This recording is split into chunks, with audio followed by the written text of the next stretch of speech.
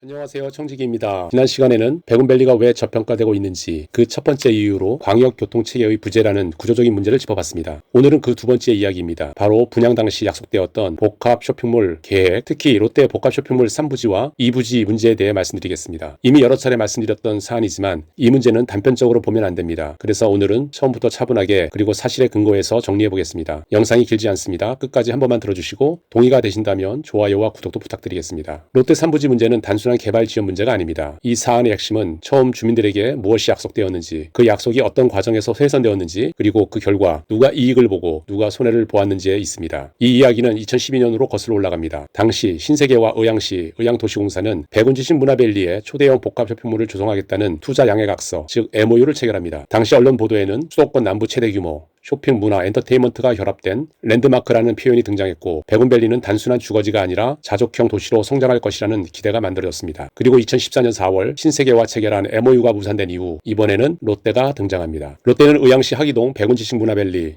내에 약 10만 4천 제곱미터 3만여 평 부지에 4천억 원을 투자해 초대형 복합 쇼핑몰을 조성하겠다고 공식 발표합니다. 명품 아울렛, 대형 쇼핑몰, 천석 규모의 영화관, 키즈 테마파크, 테마용 식당까지 갖춘 엔터테인먼트 복합시설을 2017년까지 완공하겠다는 계획이었습니다. 이 내용은 언론에 반복적으로 소개됐고, 백운밸리 아파트 분양 당시 카탈로그에는 1부지에서 3부지 롯데 프리미엄 아울렛 조감도와 롯데 복합 쇼핑몰 입점 확정이라는 문구가 분명히 표기됩니다. 수 분양자들은 이 설명과 약속을 믿고 분양에 참여합니다. 즉, 롯데의 복합 쇼핑몰은 막연한 기대가 아니라 분양의 전제 조건에 가까운 약속이었습니다. 하지만 문제는 그 다음부터 시작이 됩니다. 롯데는 일부지만 계획보다 늦게 착공해 오픈했고 현재 운영 중에 있습니다. 그러나 문제가 된 3부지, 당초 복합 쇼핑몰이 들어오기로 했던 상업지역 BC블록에 대해 롯데는 상업지역을 준주거지역으로 바꿔달라고 요청을 합니다. 그 이유는 단순합니다. 준주거지역으로 바뀌면 토지 감정가가 낮아지기 때문입니다. 하지만 이 부지는 개발제한구역 해제와 연계된 공공성이 매우 높은 토지였고, 용도지역 변경은 국토교통부와 중앙도시계획심의위원회의 심의를 거쳐서 결정해야 될 사안이었습니다. 의왕시나 사업자가 임의로 결정할 수 있는 문제가 아니었습니다. 그럼에도 불구하고 2015년 7월 김성재 시장 재임 시절에 백운 PFV는 국토부 승인도 받지 않은 상태에서 롯데와 준주거지역을 전제로 변경 약정을 체결합니다. 법무법인으로부터 국토부 확인이 필요하다라는 의견을 받고도 실제 협의나 승인 절차는 진행되지 않았습니다. 그리고 2016년 3월 롯데와 PFV는 전체 3개 부지를 약 1,800억 원에 매각하는 계약을 체결합니다. 문제의 3부지는 상업지역임에도 불구하고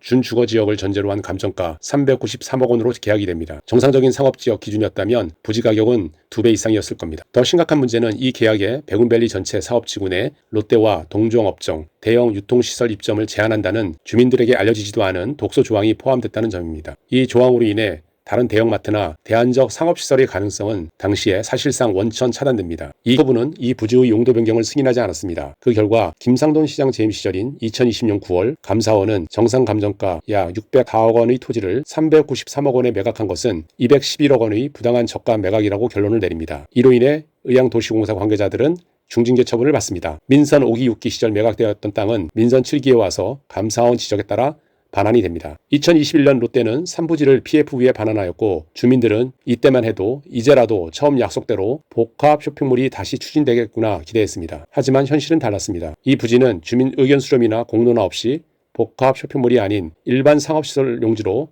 약 1,700억 원의 테라 개발에 매각이 됩니다. 주민들은 약속된 시설을 잃었고 PFV는 약 1,300억 원의 추가 이익을 얻게 됩니다. 그리고 롯데 2부지 문제가 이어집니다. 롯데는 2021년 매종 의왕이라는 리빙 전문관 건립 계획을 발표하고 지하주차장 골조 공사까지 진행합니다. 하지만 현재 공사는 중단되었고 현재까지도 펜스로 둘러싸인 채 장기간 방치되고 있습니다. 행정당국은 이 방치로 인한 주거 환경 훼손과 지역가치 하락에 대해 사실상 아무런 조치도 하지 않고 있습니다. 3부지 역시 마찬가지입니다. 테라 개발은 라이브 오피스 형태의 사실상 주거 가능한 건축을 추진했었고, 주민들은 이를 편법 주거시설이자 괴 건축물이라며 반발했습니다. 이후에도 충분한 설명이 없이 건축 설계는 승인되었고, 현재는 근린 생활시설로 변경됐지만 여전히 고층, 대규모, 지상주차장 문제로 주민 우려는 계속되고 있습니다. 지금까지 살펴본 것처럼 백운밸리 가치 하락은 주민의 잘못이 아니라 행정이 약속을 변경하고 왜곡해온 결과입니다. 지금이라도 행정당국은 독소조항을 철회하고 분양 당시 약속했던 대형마트와 복합 쇼핑 기능이 들어올 수 있도록 해야 합니다. 그래야만 우리의 재산 가치도 회복될 수 있습니다. 여러분들의 생각은 어떠신가요? 다음 편에서는